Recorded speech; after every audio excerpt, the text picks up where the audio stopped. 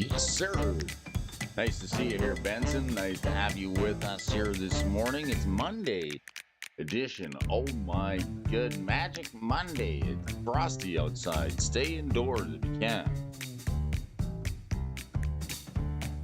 Time to get things rolling here this Monday. A little bit of a late start this morning, but nevertheless, late start but full of heart. Brody's up and ready to start the stream. You know what I mean, folks? It's going to be a good one. I hope you had a decent weekend here today. Cold weather always brings out the pundits, right? Winter is snow time for puns and laughter. It's no problem. These puns are part of the show. All right, stay cool. We're going to snowball into some winter fun here this morning. We got like a foot of snow, just about. Okay, maybe I'm exaggerating. Maybe it's like 6 inches, right? But who's counting, right? It's the only time when 6 inches looks like a foot.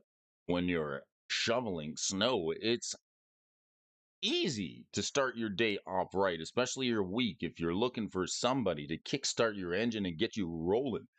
Here this morning, it's Friday, February 26, 2024. Let's kick it with me, folks. It's the morning show. I'm glad you've joined us here this morning. Let's get ready to go. All of you folks out there, let's warm up just a little bit with some AI-generated magic cards. You know how we like to do it. And there's going to be some mischief here on the channel here this morning. So before you miss it, join in, hit the subscribe button, and leave me a comment in the comment section. We're going to have a little bit of fun here this morning. Let's just get Robo Rosewater keyed up and ready to go. Let's go over the rules for you folks one more time. If the card is playable any way whatsoever, we're going to give it a pass, even if it's a little bit overpowered, even if it's a little bit overcosted. You'll hear this sound. That's the sound of the dinger. And if the card's got any gibberish on it whatsoever, if it's full of gobbledygook nonsense, nonsensical text, if it's missing the key elements of a magic card, we're going to veil it. We'll get rid of it. It'll be gone so fast. You won't even notice. It'll be faster than a bullet on speed, making its way down the track here this morning. Get the buzzing, cousin. All right, let's take a look, see how we're doing here this morning. All right, things are working out okay here this morning. Not too bad, not too bad. What do we have here? Where are you going to spend your hard-earned money these days, folks? Is it going to be on this one? Perhaps the mischievous Skelter. You skelter? You skelter, I skelter, we all skelter for shelter, especially when the snow falls. Why do seals never get cold? Because they wear fur coats, of course.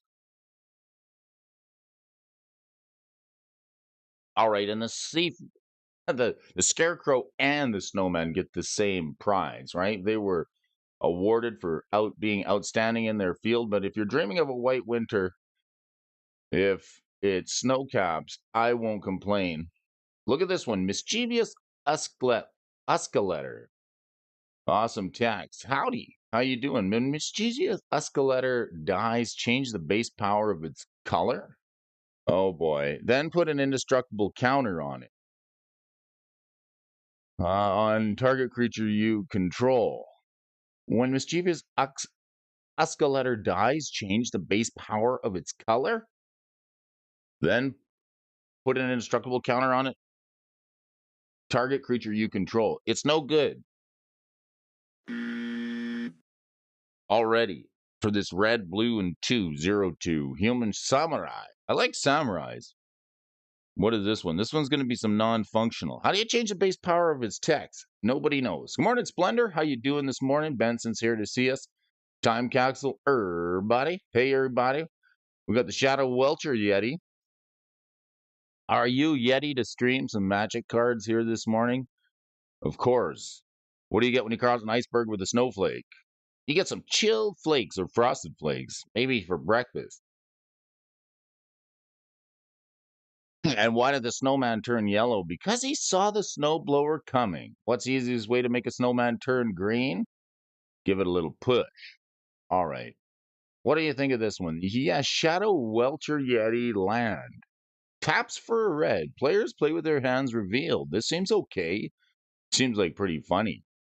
I would love a land that allowed you to play with your hands revealed. What's the other? There's a magic card. There's an enchantment that does that as well. I think it's one blue. Makes everybody play with their hands revealed. Here are my hands. Dust your hands to deceive me. I think this is probably fine. I like the art on it. We got a little Yeti.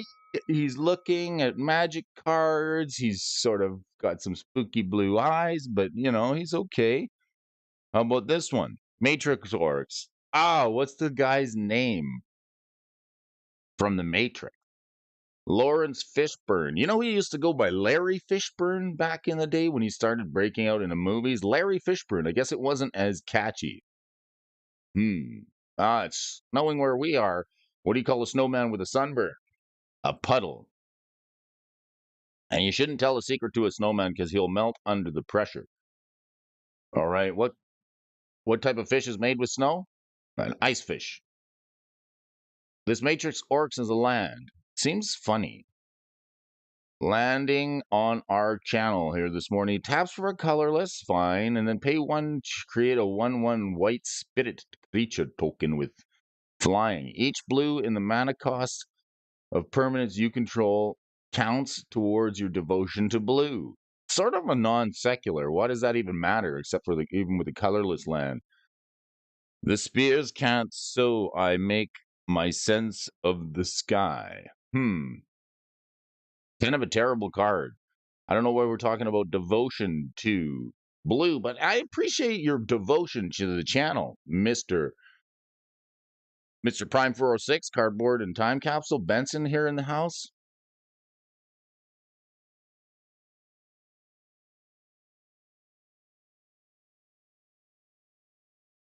All right, and how do you know if it's Snowman's birthday? All of his friends show up with ice cream. Should we pass this one? It seems fine. Everything except the fact that it comments on devotion seems reasonable. And the Breaker Elemental, Breaker 1/9er.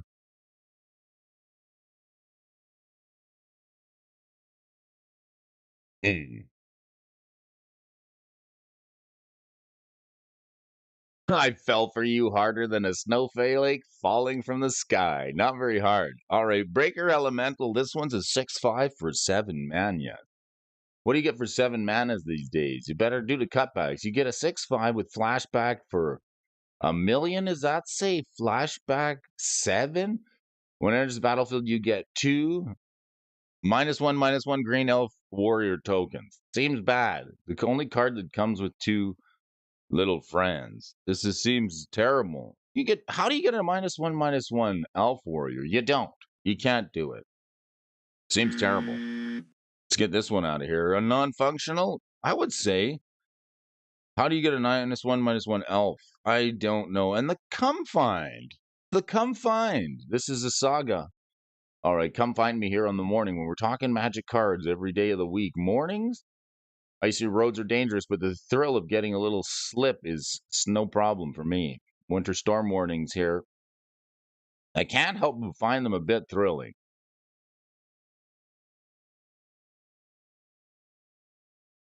I tried to catch some fog over the weekend, but I missed. All right, the Come Find. This one is a saga for 5. It's got that board wipe enchantment. The 3 white and 2 white and 3. Destroy all creatures is the first mode. All right.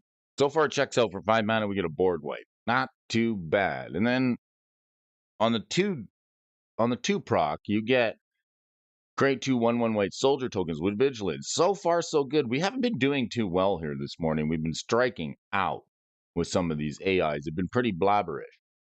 And the last one put an indestructible counter on each creature you control. Hey, there we go. Finally giving us a high note, right? Jeepers. All right, I'm so broke I can't even pay attention. And I used to be a baker, but I couldn't make enough dough. If you folks want to try and get the fun into your collection, you want to talk finance here this morning, you want to talk magic cards, we're doing it each and every day here on the morning show. I want to thank you folks for tuning in, no matter where you've got me. Whether you got me dragging from the bumper, maybe duct tape to the snow shovel, hanging from the rearview mirror, you're sitting around the water cooler, maybe you just got me at home next to the coffee pot. Wherever you are, I want to thank you for joining me here this morning on the show. It's going to be a bit of a good one. I got some recaption action here for you folks this morning from the weekend, and it's something we already kind of knew. Got some interesting news for you folks over the weekend. Brody's got to go to play in a trios tournament. That's right. So that's pretty cool.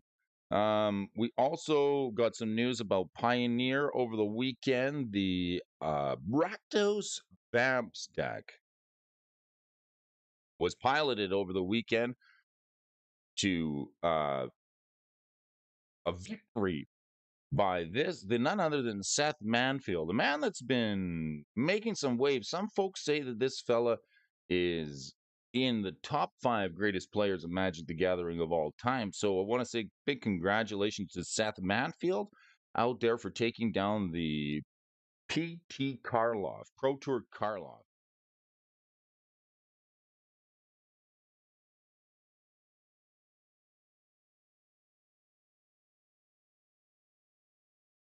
That's what happened over the weekend. Seth Manfield taking down the Pro Tour Karloff, winning. Anyone ready for some sumness? Guten Tag. Yes. So I've got to head to a tournament in the middle of March. So I'm going to be missing in action, but I'm going to give you folks plenty of notice. I'm letting you know today, and it'll be 2-3 weeks from now. 2 to 3 weeks from now, I'm going to be heading down south to play in a trios match with Dustin Cullahall, fellow who turns up on the stream every now and again. I love to have him here, but I'm looking. Simon Nielsen revealed the top card of his library to see if he had it, and he didn't. Seth Manfield is your champion once again. Wow. Right, That's Seth a Manfield. second PT victory for him. He's also won Worlds, by the way. Yeah, just truly well and Pretty cool. Pretty cool happenings this weekend. Sweet. Can't wait to watch. Yes. So I was considering what to play, and as Pioneer, and this format I don't play a lot, but I've been following the meta, and it seems like right now Arc-like Phoenix is very strong, and it appears as though Rakdos Vampires is strong enough to take down the entire field, according to Seth Manfield, who won the Pro Tour Karloff over the weekend. So that's a little bit of news for you folks. And I'm happy to bring it to you.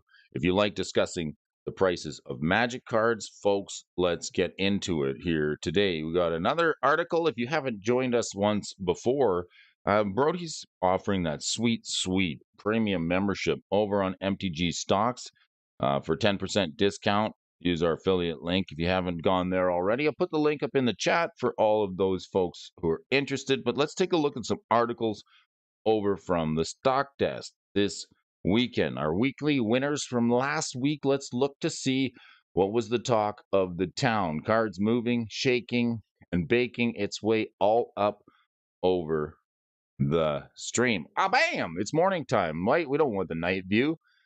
All right. Another article from our friend from the Netherlands, Arjun. It was a fun week last week, but we're gonna have to take a look at some of the prices on these Magic. I'd run the Arclight deck. It's superb. Yes, most of the meta is running the Arclight deck. It is. Perhaps we have to, get with the times and run the Rakdos Vamps deck. Nevertheless, we could just run Rest in Peace and get ourselves some free wins. Huh? The Arclight deck. All right.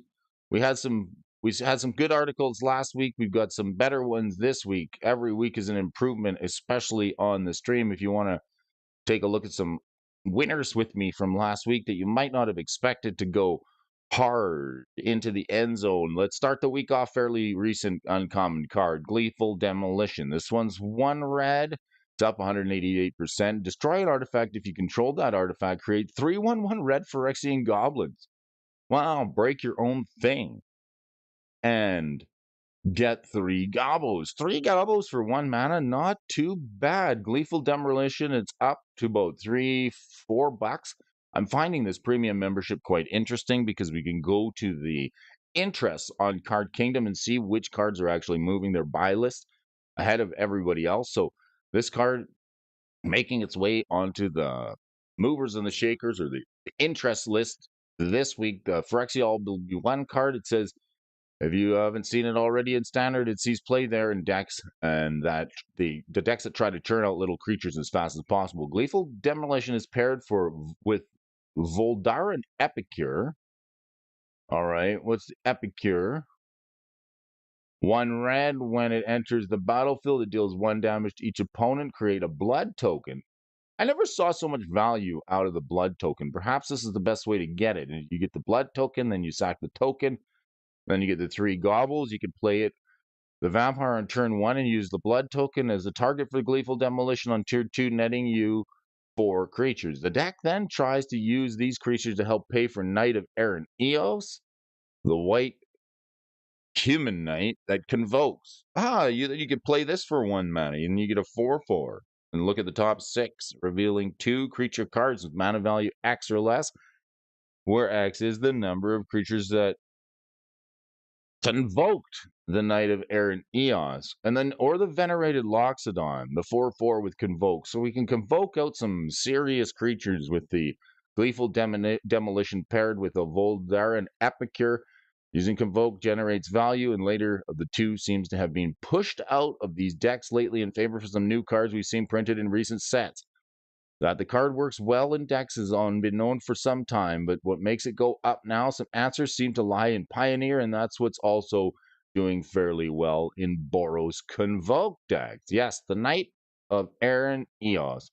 I hope you guys had a good night last night. I feel like a morning person, and maybe you do too.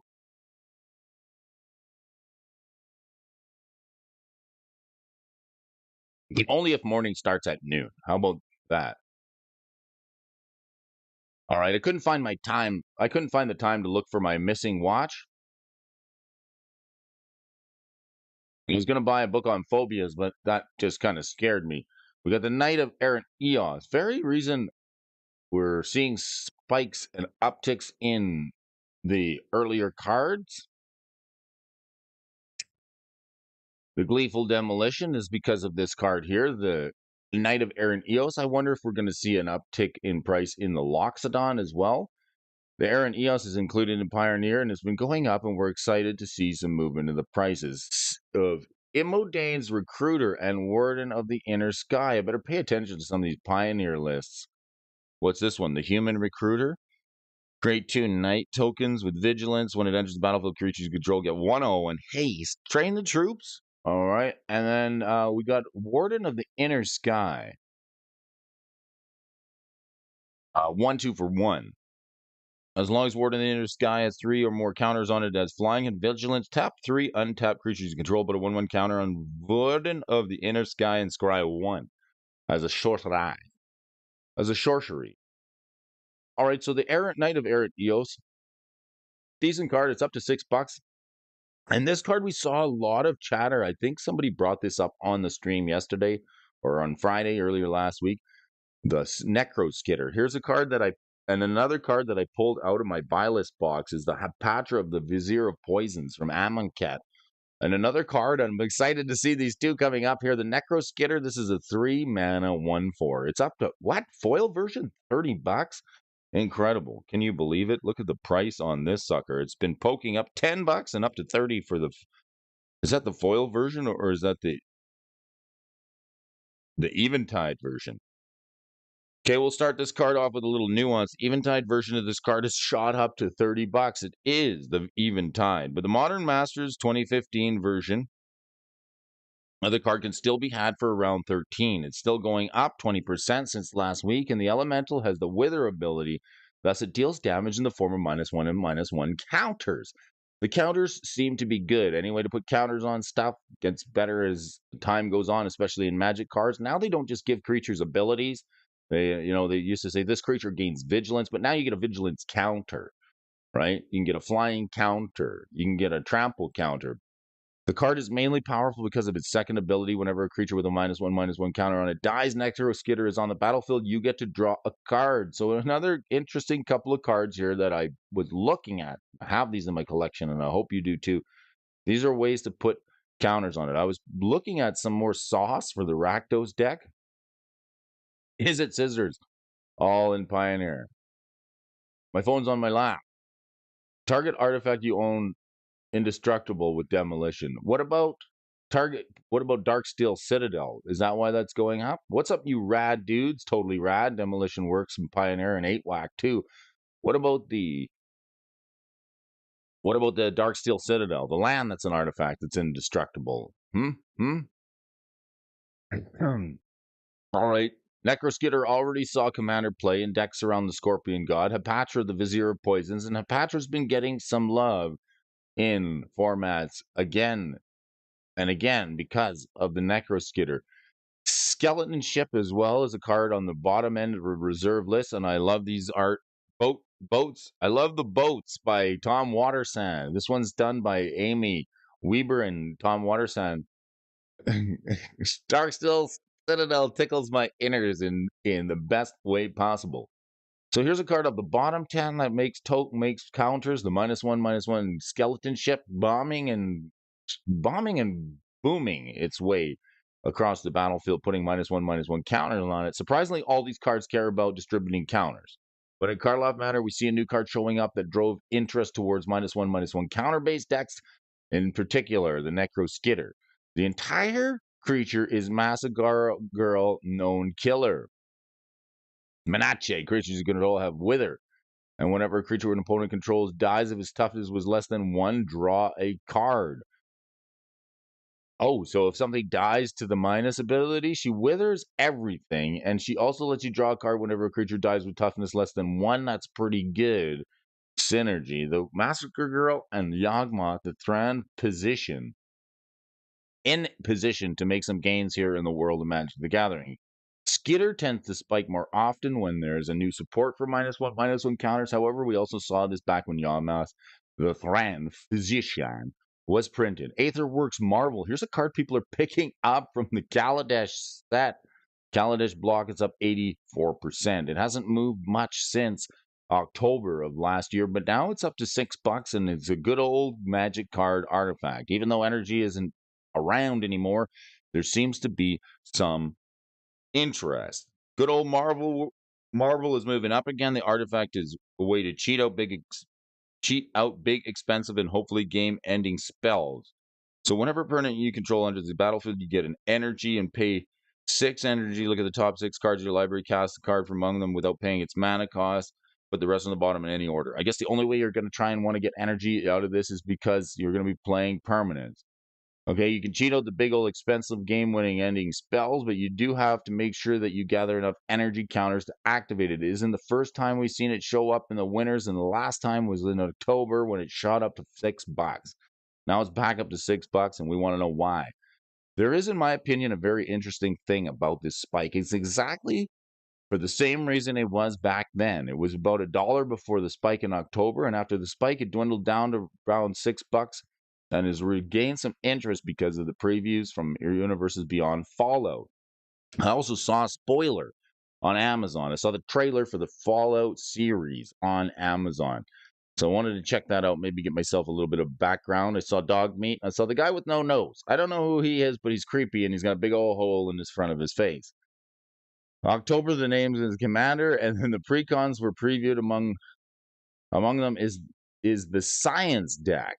Okay, the commander of this deck is Dr. Madison Lee. Another known card in the deck is Rex, the Cyber Hound. And as you can see, both these utilize energy counters, as thus it seems like the deck will revolve around them and led towards Marvel going up again. A week later, we also saw Gonti's Aetherheart move up quickly. So we've got a return of energy in the Fallout set. This is news. OMG. Shake off your Kaladesh. things are going to go up. Yeah, they're going to Netflix that show. They're going to Netflix that show up like they always tend to do, right?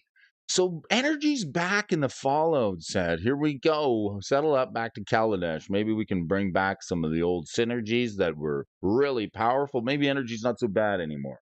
Perhaps. Madison Lee, whenever you cast an artifact, you get an energy. Pay 1 energy and tap it. Target creature gets 1/0 and trample. Not too crazy, but then this one. Tap it, pay 3 energy to draw a card. Tap, pay 5 energy. Return target artifact card from the graveyard to the battlefield. Tapped. It brings stuff back. Not too bad. Reanimation. Then we got the Rex, the Cyber Hound. When he enters, or no, rather, when he deals combat damage to a player, they mill 2 cards and you get 2 energy. Pay 2 energy, target creature card in a graveyard. Exile it with a brain counter on it and activate as a sorcery. You get brain counters.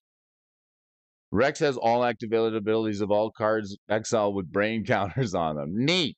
The dog gets smarter the more you exile. Gonti's Aetherheart, a mythic from the Kaladesh block. Whenever Aetherheart or another artifact enters the battlefield under your control, you get 2 energy, and you can pay. Count them up here, boys. 1, 2, 3, 4, 5, 6, 7, 8 energy. Exile Aetherheart. Take an extra turn. Oh yeah, that's the extra turn spell from Gonti. All right. Well, people said energy would never come back. It was too powerful and it was way, way too parasitic of a mechanic. I think that's what people called it. It was a parasitic mechanic that had to go, but now it's back in the Fallout set. With more previews being shown to us, more and more people seem to be eager and interesting and ready to upgrade their pre-con deck, especially if the Marvel is a good card to slot in it. Mainly interesting to see that nothing really significant has changed, and yet there's another spike. I get that people are excited when they see these new cards, but we're really we already knew energy counters would return. And that being said, I'm personally really excited for Universes Beyond Fallout. I've especially played so much of the first Fallout game while I should have been studying. Okay, Argent, a fan of Fallout? Myself, I've never played Fallout. Well, we got some cheap pickups. Inti, Sunshine of the Sun. I actually did order this a few weeks ago. I'm waiting for it to come in the mail. It's a decent card. It's at a record low and bottoming out. Maybe this is the time to get it. It's at $4 or $5. A new knight from the Ixalan set. This one's a 2/2 legendary. Whenever you attack, you may discard a card. When you do, put a 1/1 counter on target attacking creature against trample. And whenever you discard 1 or more cards, exile the top card of your library. You may play that card this turn. Always playing off the top of the deck. It's a good way to get ahead. Play off the top of your deck with Inti, the Senshi Sun. The geology professor was known for taking things for granted. And I used to be a baker, but I kept running out of dough. I couldn't make it.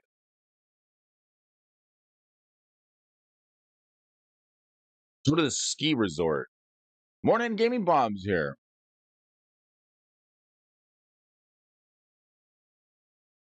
Nice to see you, Bob. It's Monday, and we're getting up and running here. We're doing some reviews of the weekly winners of last week in cards that made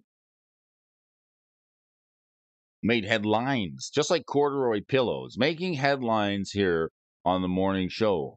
It's very icy out there. We got about a foot of snow, and the icy roads have been giving me the cold shoulder lately. So watch out when you're cruising down the road on your way to work or perhaps on your way to the office. We got some cheap pickups for you folks. NT, I've picked that up myself. It's on the list, and I'm waiting for it to come in the mail. And slowly moving down is this card, Caracas. Oh, the White Tower of Echilion. It's banned in Commander, but if you ever wanted a copy, now might be the time to do it. And we got Little T, the 3-mana 3-fairy coming. What's up, Bobber? What's up, Mr. Game and Bob? Nice to see you. Little T. You know, this card was quite expensive when it was in Standard, but now it's sort of dwindling down in price. It's $6.70. It's always a good card. It lets you play a little faster. If you want to play your sorceries at flash speed, is +1 will let you play a little faster than your opponents, just a little quicker. And your opponents can't play except at sorcery speed. So he makes your turn sacred in a way, and it even disruptive on your opponent's turns too. Quite good in Commander. You can even go infinite with it if you're using its return the artifact creature ability. If you're playing mana rocks like Mana Vault or something like that, and you've got Displacer Kitten out, Teferi the Time Raveler can go infinite. If you're returning the mana rock to your hand, then you play the mana rock for 0, then you displace your kit and bounce Teferi, do it again, bounce the rock, net 2 mana, and keep doing it. You can go infinite with the Teferi. Now more than ever. Teferi likes cats, he likes kittens, he likes bouncing things, he likes playing fast, and he likes slowing down your opponents. Here's the man of the day. Mr. Arjun, thank you very much for gifting us this amazing Magic the Gathering sponsorship from MTG Stocks. Brody's got it going here. I've got myself a premium stocks a membership courtesy of the stock desk, sponsored in part by the folks over at MTG Stocks, bringing you a little bit of premium content to your Magic the Gathering world, courtesy of Arjun. Thank you very much. A man from the Netherlands who's played mostly the legacy format. 10 years ago, the founder of MTG Stocks, he founded the channel and the webpage so him and his friends could learn to buy singles of Magic cards at the right time. So we'll have to hit him up and say thank you. We'll put this a link in the description of the channel for you folks here who want to go. Or you can always just tune in with me here on the morning show if you've got nothing better to do, or maybe you're doing some important tasks. Maybe you're task making here this morning. Task making and baking and shaking here. I want to ask you guys one question. Do you like tracking the prices of Magic cards? Is there enough information, or is there just too much gall darn information? Let me do it for you. I'm doing it on the weekdays. A little bit of a rough start here this morning. It was a little late start. I had a trouble with the stream and a few thumbnails and things that happen when you're streaming. Nevertheless, we're here enjoying some Monday morning coffee. Got a little bit left. Seems okay. It's Monday and we want to know what's moving and shaking. So let's get our toes tapping this morning. Toes tapping and stop napping. This morning, it's Modern Monday. Are you going to play Magic? FYI, I'm taking off to a Pioneer event in a couple of weeks. So let's take that notice here. I'm going to be gone on the middle of March, right after Mrs. Alphonso's birthday.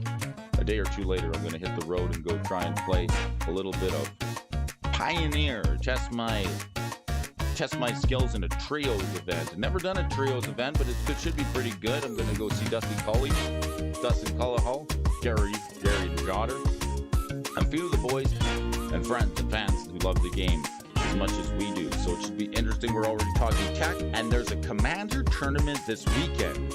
Oh boy, prizes. We have a Commander tournament thanks to Little Nicky. Little Nicky is putting on a Commander tournament. It's going to be a pretty good turnout. CEDH. I got my deck shined up. I was working on it yesterday. I am waiting for a couple of singles to show up in the mail, but maybe I'll preview my deck for any of you folks who want to see it. I've sort of settled on a new variant of Grixis. I'm thinking Grixis is popular in the metagame, so I've got a few interesting new interactions. Playing the Rakdos deck is really actually giving me something to think about, so it's going to be very interesting. Let's check out what's moving, what's shaking here on the Modern Monday show. It's Bro to the D. We're moving and we're shaking in our seats. Wherever you got me with you, thank you for joining us here. Too many crossovers. I saw Phonics Most on X respond to the spoiler of Assassin's Creed. I'm looking for a Leonardo da Vinci Commander player to play in my Samwise Gamgee versus Godzilla versus Rick Grimes versus Optimus Prime pod. Too many crossovers. Why is Godzilla riding the tardies? Because MTG is now Fortnite. All right, and the snow-covered trees look like the winter wonderbark to me. I like it.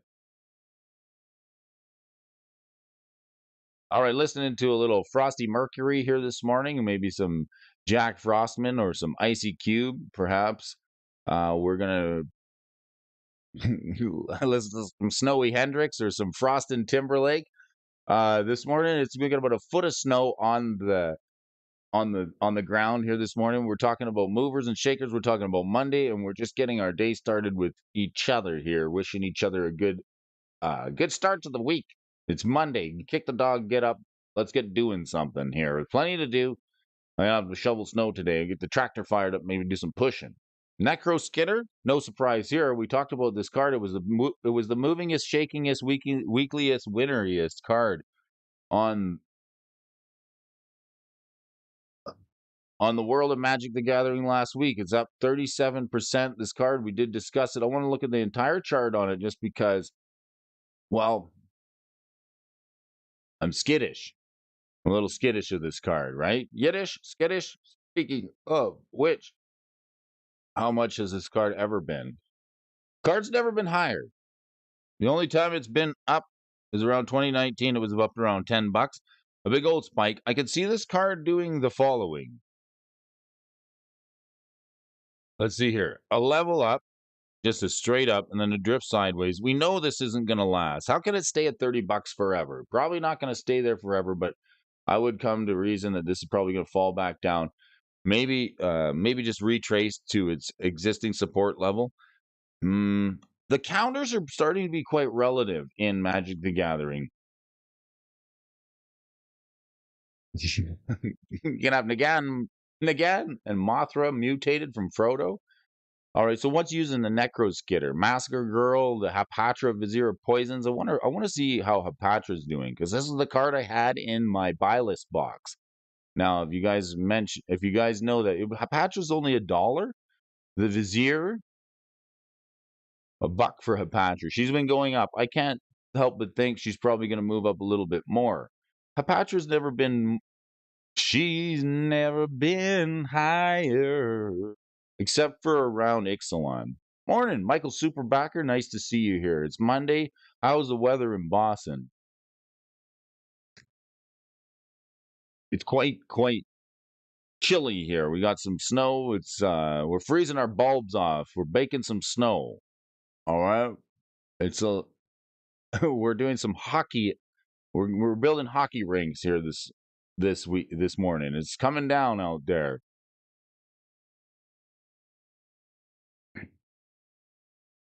So this card, Patra, the Vizier of Poisons, very popular now. It's seen $1. I don't know if we're going to see it spike, but a card from the Amonkhet block could get some love back. Death by subtraction. I like it. The -1 counters. The puns. Death by subtraction in Commander. All right. Urborg, Tomb of Yawgmoth. Here's a great card. This thing goes in so many decks. It's worth $50 now. I think I opened a copy of it because I didn't want to pay for it. Got lucky, right? Planar Chaos version is $50. The box topper is $156. The Planar Chaos foil is one. Wow, this is an expensive card. Where's the Ultimate Masters? Still $40 for the Ultimate. All right, lands always good. If you open some lands, especially in limited or even on some cracking packs, always check to make sure your lands are worth kicking around. I've got a box where I keep all my rare lands, and no matter what they are, I just keep them. I hold on to them because they always tend to cycle around and be good. This card gets better and better the longer time goes by. Even in Commander, it's seen a few reprints, and look at the price chart on this card. It started at $10 and then it went all the way to 40, roughly where it is now. Lost a little bit of love, but in 16, 17, and 18, Commander wasn't super popular. Now Commander's getting even more popular. Seems to be the format of choice, especially with players moving out of Legacy. This thing's on an upward trajectory. It's probably going to see a couple of reprints, but it's going to be solid for some time. I would say most decks playing it, even Modern, Pioneer, and Commander's playing it. It's a great way to fix your mana. If you're looking to fix up your black mana, this is a way to do it. Even with the new Leyline of the Guild Pack out, the Urborg is probably one of the best mana fixing cards for black. If you're playing 2 colors, this seems like a better way to do it. If you're playing 5 colors, then the I hate to say this, folks, but now I want to get myself a copy of the Leyline of the Guild Pack. I have a use for one of them in the Commander lands deck. Yes, I hate to say it, ley lines. Will we be depending on the ley lines? Friending and depending on some ley lines, perhaps. I'd like to try it, because the fixing, right? And the domain mechanic, it seems like it could be okay. Sliver Legion. Let's take a look at this card. $55, a tick up in price from Future Sight. All slivers get +1/+1 for each other sliver on the battlefield. This one is a 7/7. Most of the big daddy slivers, like the Sliver Hive Lord and the Sliver Queen and all the Sliver Commanders, are 7/7s. For some reason, 7 seems to be the number for slivers. It costs 1 of every mana. This one gives every other sliver on the battlefield a +1/+1. It's modern legal. Slivers and Commanders quite good. It's actually been quite a lot higher. Maybe it's the time to pick this card up if you didn't have one already and you wanted one. What are we at? $50?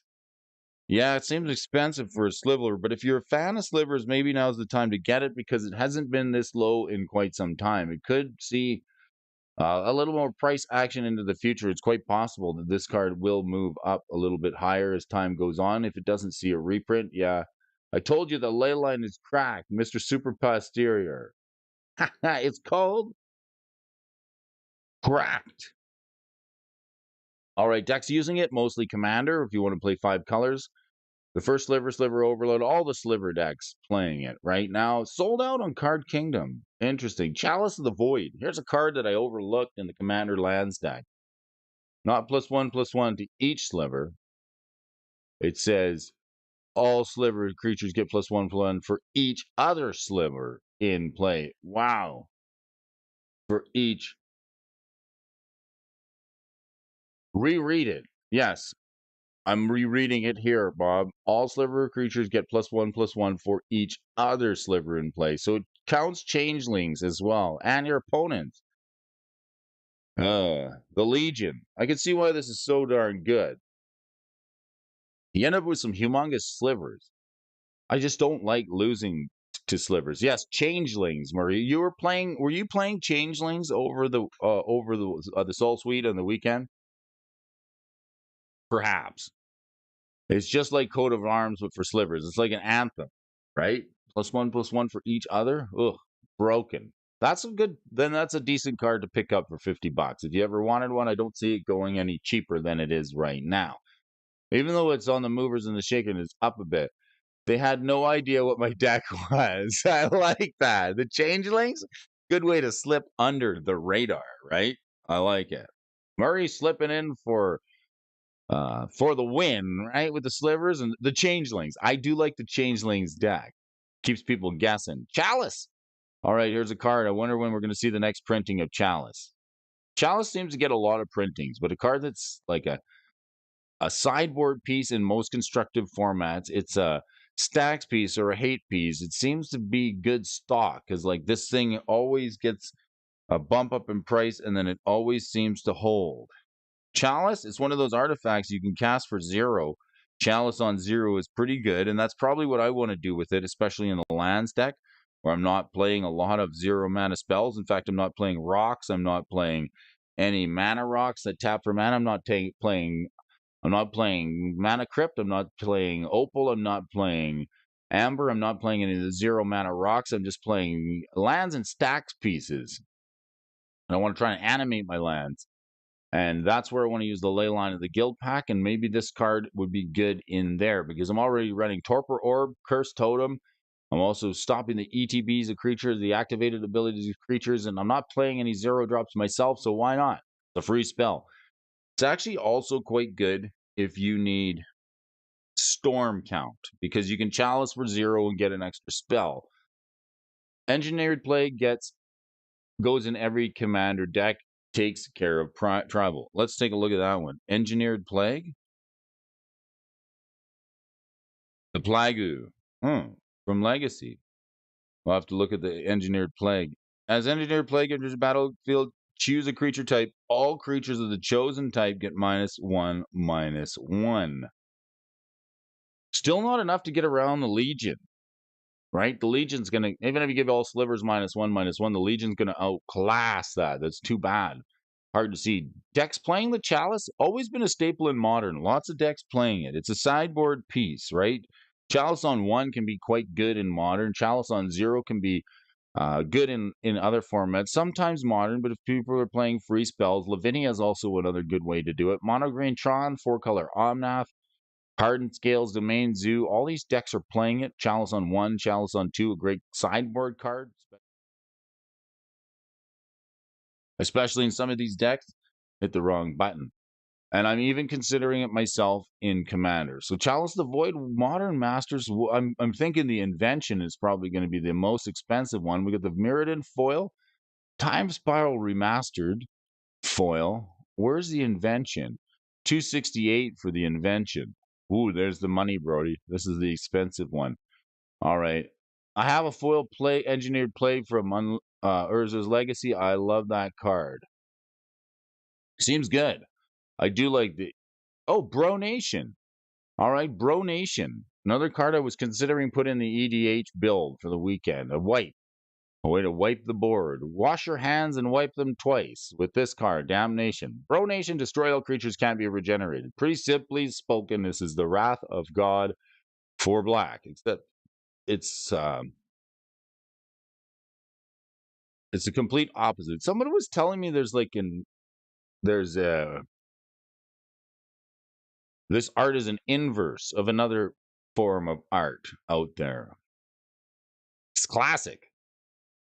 Black board wipe, a cheaper one. I don't know how you guys feel about Bontu's Last Reckoning. It's not bad. It only costs 3 mana. And it's also a board wipe, but it's got this downside of you can't untap your lands. Destroy all creatures, lands you control, don't untap during your next untap step. So this is like Bond 2's Last Reckoning. I think you need a lot of rocks to make this effective. You can do it fairly easy, but though it's 1, 2, 3 mana. It's just you don't get an untap step. It's also a board wipe. It's 75 cents. If you can Dark Ritual seems decent. Classic Ristic Studies YouTube channel has a good video on it. I like the Ristic Studies. I do. I like the channel. Puts out some pretty decent content. I'm not a huge viewer over there, but I do watch some of the good stuff. I like this video on the Black Lotus and a few other ones that came out recently. I haven't tuned in a while. Perhaps I'm going to have to go check it out over there. How are you making out with the app building, Mr. Splendor? Cardboard Splendor is looking at designing a card tracking app. And the more I hear about it, the more I kind of understand what it is he's trying to accomplish over there. So I'm just interested to know if you had a little bit of free time this weekend to get some updates on that. Here's a sideboard card in Modern. Mono Black Coffers, Dimir Control, Crick the Son of Yawgmoth. Hey, Robert O'Brien, how you doing? Are you coming down for trios? I think Gary is. Tell him I said, hey, next time you see him. I'm going to kick your butt, Gary. Trios, it's on. All right, Mill's playing it. Any deck that needs black removal. And the Elvish Norny. Good Norny to you, folks. Here's this card, Elvish Norn. Good morning, good morning. Nice to see you here, folks. We're talking movers, we're talking shakers here on the morning show, here with on the Norning Show.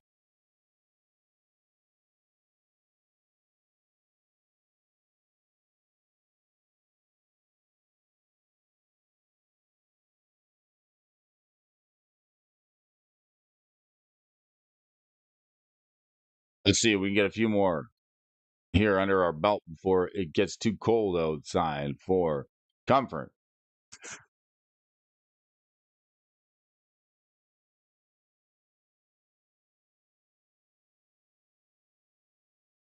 All right, if you're looking for some frost rate puns to start your chilly winter morning here this morning, you can join me on the morning show where we talk about the prices of Magic cards. In this one here, Elvish Norn, Grand Cenobite. This is the one that sort of saw a pretty good poke up in price with the spoiler of March from the Machines. This is the big mom, right? 4/7 for 7 mana. Other creatures you control get +2/+2. Creatures your opponents control get -2/-2. This thing can pretty much shut down a whole creature deck on its own. Slap that like button like it stole something. I'm not going to trios. I'll let him know. I'm looking for support for the build. It's a small price to run domain. Pow, just hit that. Just frappe le bouton, Michael. Nice boxing glove. I love it. All right, this is a card that saw some spike price action over the release of the spoilers of the Phyrexia All Will Be One. The set I like to refer to as the Pabo set. Pyrexia. All will be one. Have your cake and your Pyrexians too. Here's a way to do it. This card's since come down. Actually, might now looks like actually a decent time to pick it up. When they were making spoilers, this card did nothing but go up in price constantly, and now it's settled back down to about the $16 mark. It has never been cheaper. Has it ever been cheaper? It hasn't. It has been 12 when it was roughly right after it was released, right around here, but it's never actually been cheaper than it is right now. If you were looking at it at around 40 when Phyrexia All Be One was spoiled and you wanted to get it, I would say now would be a decent time to pick it up. Creativity's playing it. Interesting. Thalia the Gitrog, Assault Loam. Modern Assault Loam? I like this. Just a reminder for those interested in about 3 hours until the Sheldon Secret Lair goes on sale. Proceeds benefit a cancer charity. All right, thank you, Bob. Appreciate that. Throw a link in the chat if you want to share that, folks. So I'm thinking that one's probably going to sell out fairly fast. I did see some belly aching online where people were complaining about the Sheldon Secret Lair and where the proceeds are going, but I think some people need to just STFU. Shovel the friggin' snow. What else we got? Tezzeret the Seeker. This card can win you the game, especially in Commander. And I know we're talking Monday, but this one's the one that gets you all your artifacts. You get to untap 2 artifacts with +1, so you can make lots of mana. If you can bounce him, you get to untap your mana rock. So he's a good bounce target if you want to go infinite. You get to search your library for an artifact card with mana value equal to the number of loyalty you play or you pay with Mr. Tezzeret. And then his -5 ability gives you all your artifacts as 5/5 creature type ability until end of turn, so you can actually swing and do some damage with them. So the Tezzeret the Seeker, sneaking up. Tezzeret the Sneaker, right? He's sneaking up in the stream here this morning, coming in at a whopping $21.57. Been steadily climbing up in price. I know that I like to play this card. I might even have one copy. I used to play this in Standard when I think I played this. Was it this Tezzeret? War of the Spark Masterpiece, Modern Masters, Shards of Alara. No, it couldn't have been this one. There was another Tezzeret that I used to play in Standard when Kaladesh was in rotation. It was also quite good. But the Tezzeret Planeswalkers tend to be quite powerful because he is a big villain.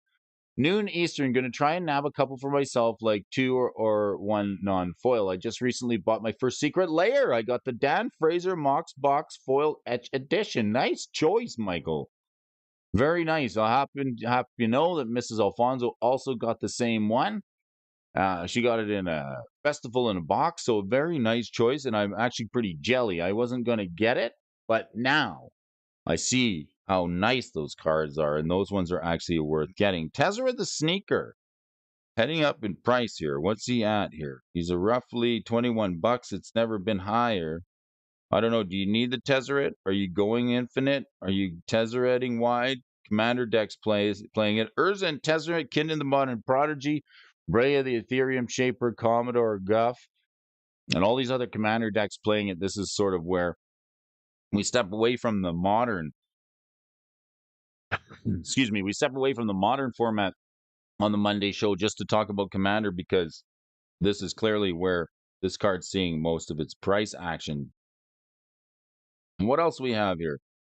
The first sliver stands to reason. Why are slivers getting so embellished here in price? Slivers moving up. The first sliver, we got 2 slivers on the chart today. We got the Sliver Legion, which we already discussed was a good time to pick it up if you haven't got one and you are always hoping to. It's down at an all-time low, seeing a little price action. And then which one? The first sliver? For being the first sliver, you'd think it would be more popular. This one's seen $20. $20? It's a mythic, right? These mythic sliver lords. It's got Cascade, and it gives your sliver. I think it gives you sliver spells you control have Cascade as well. So these sliver lords, I guess you could do like Murray is run it in Changelings, but here's all the different decks running it. If you want a 5-color commander, especially with slivers, is always a good choice. And then Morophon the Boundless also slipping in there out the back door. I wonder if Modern Horizons 3 will have slivers. That's a pretty good. Is not limited important? I think the Modern Horizons 3, we got some spoilers that come out. And I did have an article for you folks here. If you go over to my Patreon, I wrote a new article for you folks over joining on the Patreon. I had a red alert with some of the spoilers from Modern Horizon 3, and here's a card I was able to pick up before the price. Well, I don't know. I haven't seen the price, but we're going to look at this card here today. Red alert by Eldrazi Temple. This was not 5 hours ago. Let's refresh this. This was on Friday. So right after the morning show, I printed an article. I put out a article to the community. Where's the page, Brody? 5 hours. It says 5 hours ago. Nope. Here. So this is. I put this out on Friday, 3 days ago. So let's show more. Here's a card that was spoiled in talking about modern. Since how Bob brought it up, I put out this red alert here on the patron. For those folks, if you can't catch me on the morning show or something comes up and it's I have 47 Eldrazi temples now. Thanks. Did you buy some? I actually really want the Ink Shield Soul Ring. So Dustin Cullahall messaged me. He said, Red alert, Brody. There's a new spoiler in the Modern Horizons 3. So since Bob brought it up, here's a card that I think is going to be a good speculation is Eldrazi Temple. I agree with Dustin on this one. And thanks for putting that. I'm going to have to add that to the watch list. That heralds the end. New card that was spoiled from Modern Horizons 3. So as we see some more spoilers come in, this one says it's a waste in one, so it's 2 colorless to cast it. Colorless spells you cast with mana value 7 or less cost 1 less to cast. So this thing is right on Eldrazi Temple mana. 2. Other colorless creatures you control get +1/+1. So it gives a rebate on colorless spells, especially Eldrazi. And he also gives your colorless Eldrazi a +1/+1 buff, and his mana cost is perfect for the Eldrazi Temple. So let's just run back to our lists here this morning and take a look at the Eldrazi Temple. I want to see what that card's been doing. I think you're going to see, I want you to hear it first. Eldrazi Temple. This is a card that I noticed was sold out instantly.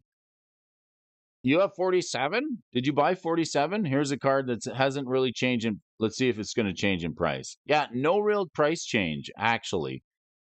Look at how this card was so expensive. It was $15 for the non-foil over 6 years ago. Now it's just tanked and it's $2.50. I think this card is definitely good speculation. If you guys haven't got one now, if you can find it in stores, where are we here? Probably going to be sold out on Card Kingdom. Yes, I noticed Card Kingdom sold out of it right away. I got myself 8 copies, including a couple foil copies.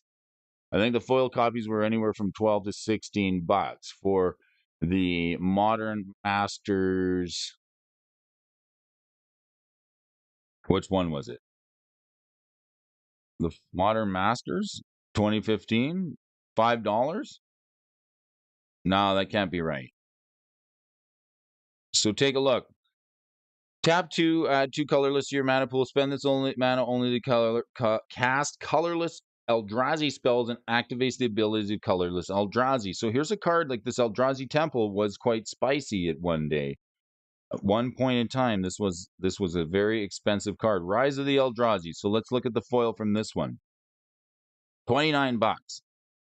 Now, I know they were selling it for $15 at the vendor shops. Look at this price chart here. It was as high as 68 and it spiked up to 250 when Eldrazi was hot. So here's another card that I think if you got an opportunity, if you can find these, most of the vendor stores that I saw, as soon as this got spoiled, I went and tried to pick up a couple of copies for myself, and I did end up getting a couple. Wonder how many new Eldrazi going to get banned in Commander. I think the new Emrakul stands a chance. Some nice looking Emrakul, right? Two cards that prevent losing life and prevent damage. Bob, I also read Ink Shield, and it's also a great card. I have more I have more of the Modern Masters version. Is that okay? It's all good. Would be nice to have those 2 cards in a deck. Well, Michael, the world is your oyster. You can have your cake and your pie and eat them too. I always encourage people to get their cake and their pie. Not just the cake and eat it too, but get your cake and your pie. Get them both, Michael. If you so desire, I want you to have your heart's desire when it comes to some of these magic cards. I like it. So the Eldrazi Temple, a card that I expect to see. I expect to see that coming strongly in the future. Especially it doesn't get a reprint in the new sets. So the first Seedborn Muse. Here's a card that's banned, and is this one banned in Commander? No, it's Prophet of Crewfix that's banned. Where are we here? Commander legal. So the Prophet of Crewfix is legal, or is illegal, but the Seedborn Muse is not. Untap all permanents you control during each other player's untap step. Here we were talking. This one's for you, Hot Dice. Winter Orb. Winter Orb. Hot Dice, your favorite card, Winter Orb. Would Eye of Ugin get a spike because of Eldrazi? I wonder. It's possible. It is possible. The Eye of Ugin, and I like the Eldrazi Temple myself because it makes mana. But the Eye of Ugin could also, it makes the Eldrazi spells cost one less. Hiss, hiss, snakes, a pox upon Brody for mentioning the Winter Orb this morning. It's winter time, right? We got like a foot of snow. It could not be more. It could not be more period correct, right? I mean, you know, if you don't like the Winter Orb, I mean, what are you going to do? It's cold outside. You have a winterful day with the Winter Orb, right? You can wish that winter wonderland on your opponents. It's unbelievable. Winter Orb is unbelievable. I mean, there's always winners and losers in Magic the Gathering, but I mean, the Winter Orb, I mean, is a great card. You can flake it till you make it. I ain't saying it, but I love you. I love this card so much. The Winter Orb. And Seedborn Muse goes well with it. Hot dice don't jive with the Winter Orb. No, exactly. You don't like the hot and the cold. I gotcha. You like to stay hot, right? Well, if all hail breaks loose on the battlefield and you got yourself a Seedborn Muse, if the Winter Orb's sitting there, this is a way to untap it. I mean, the best things in life are freeze. Isn't that right? What they say? The best things in life are freeze. You're going to love it, Frost Sight, with the Winter Orb and the Seedborn Muse. It's quite a good card. All right, have yourself some breakfast there, Hot Dice, and think about how good this card would be. On each of your opponent's steps, you get an untap step. This can fix you up nicely. The 9th edition card, $21. I want to see if there's a cheaper version. This is almost the cheapest version. The Commander 2019 is it's just $2 cheaper, a couple bucks cheaper, and the 10th edition is also a couple. This card's been, I should get this before it goes higher. I should get this before it's higher. We got a little bit of a bullish uptick showing right around here. So this card, quite good. I think it should go in the lands deck and the green deck. The inside jokes just keep on growing. Winter Orb and Copy Artifact, untap, nothing. double orb. What about the Seedborn Muse? You're really strung a chord in the Brody Mr. Hot Days, right? Hot Dice don't jive. I like the card. I'm always trying to find ways to play it, better ways to say it. This card can untap everything during your opponent's untap step, so it's another good way to net mana. I'm also liking this card because of Omnath, the Locus. Omnath, the Locus of Rage, I think is it the Locus of Mana or the Locus of All? No, Omnath, the Locus of All. Locus of All, Locus of Creation, Locus of All. Yeah, this is the one that says if you would lose unspent mana, it becomes black mana. So you can untap your lands during your opponent's turns, and then you get to like float it forever, and you get to hold on to that sweet, sweet black mana. Question: do Canadians use Fahrenheit or Celsius? I'm thinking the U.S. is the only one who uses Fahrenheit. It's minus 38 or minus 3 in rain. We're here in Boston. We use Celsius. We use the Celsius.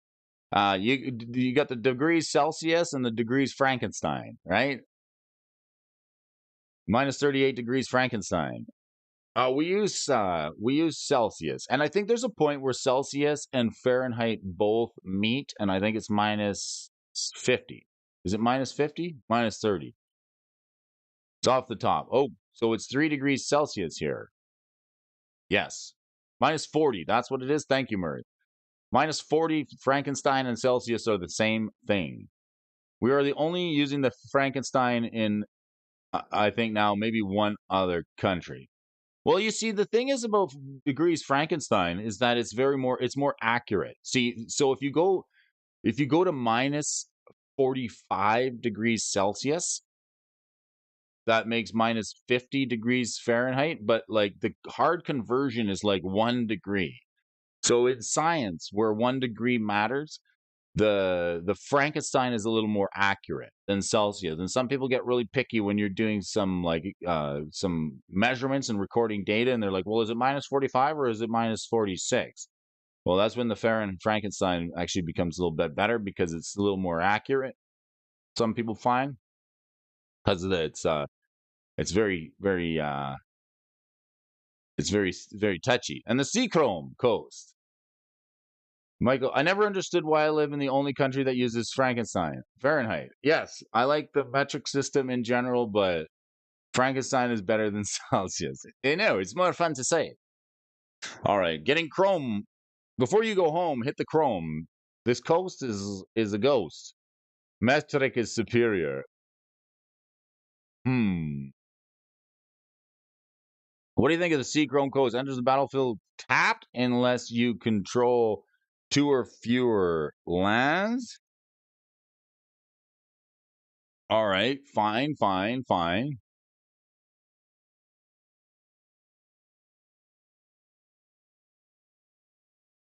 Some people say the metric system is better.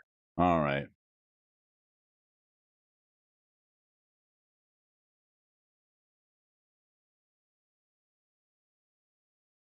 Who's using the Seachrome? What? Conspiracy? No, Scars of Mirrodin. My bad. The logos look the same to me. This card's been quite a lot higher. It's been actually up to $20. It's never been cheaper.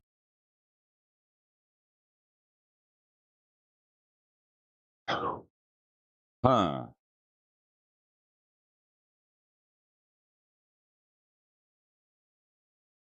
Way easier to remember.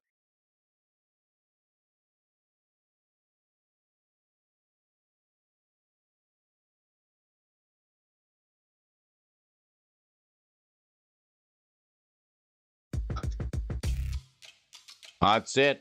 All right. Looks like this doesn't exist. I'm gonna have to run here, folks. I had a little bit of a late start today. But championing the metric system for you folks in the U.S. requires a charismatic leader. If you're going to champion the metric system, you need a charismatic leader. And a really big people measured with a meteor stick? Hard to say. This is the Monday edition. Monday, get started. A little bit of fun in your day. I'd like to say thank you, folks, for joining me. Those fans of Magic the Gathering, those of you who like to crack open packs and shuffle up stacks of Magic the Gathering cards. And FYI, Mr. Gaming Bob has alerted us that there's a secret layer drop in T-3 hours. Probably 2.5. So hit the search button and try and find that. Unless you want to ask Bob, he'll give you the link. I'm sure he's on it. He's like a bloodhound on the trail for that secret layer here this morning. We're talking about Eldrazi Temple, cards that might be moving with the new spoilers that are coming out, and the Eye of Ugin, perhaps. Seth Manfield, big congrats to you, leading the tournament winners over the weekend at the Pioneer Markov Manor Pro Tour, taking down the field with the Vampires, Rakdos Vampire deck, and Brody's got himself a date with a trio with Dustin Cullahall on the 16th of March. So if you folks, just a little bit of heads up, I'm going to be gone for a couple of days going to a Magic tournament. I got to build Pioneer, and we've got ourselves a little bit of Commander fun happening this weekend. It's going to be a good week. Can't wait to spend it here with you this morning. Coming up, where we talk the prices of Magic cards, help you on your Magic the Gathering finance journey. It's going to be a good one. Let's give it over to Ron Burgundy here, where we're going to go out with a little bit of sweet, sweet jazz flute to set the pace in your face here this morning. Thanks for joining me, folks. We'll see you all again tomorrow.